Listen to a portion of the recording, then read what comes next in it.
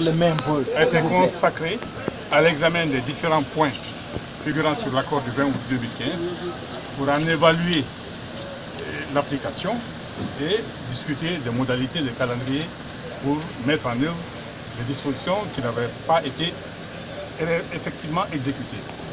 Donc, dans ce déroulé, nous avons examiné la question liée aux délégations spéciales. Nous avons fait ensemble le constat que les délégations spéciales ont été entièrement installées, et même si ce n'est pas dans le délai qu'on souhaitait, mais pour des raisons diverses imputables à toutes les parties, on n'a pas pu le faire avant la date du 2 septembre 2015 qui figure dans l'accord du 20 août 2015, et au jour d'aujourd'hui, c'est une disposition qui est entièrement exécutée. Nous avons aussi passé en revue la disposition suivante de l'accord du 20 août 2015 qui concerne la neutralité du service public.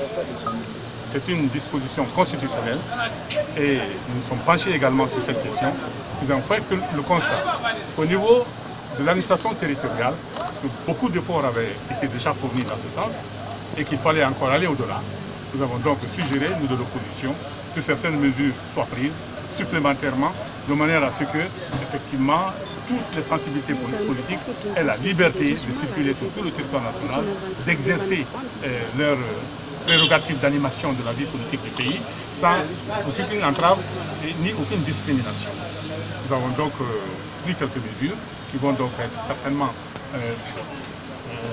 mise en application par Monsieur le ministre de l'Administration du territoire, qui, il faut le dire, a montré déjà ses bonnes volontés et nous a déjà indiqué toutes les actions qu'il avait menées dans ce domaine.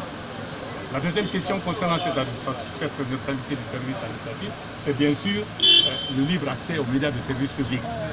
L'équité dans l'accès aux médias de service public par tous les courants politiques, quelle que soit leur obédience.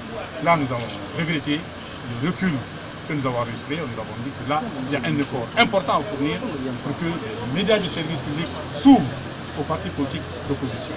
Parce que les médias du service public ne sont pas des médias de gouvernement, ce sont des médias qui doivent être accessibles à tous les usagers de la communication, quelle que soit par ailleurs leur couleur politique, leur culture, leur communauté, leur lieu de résidence.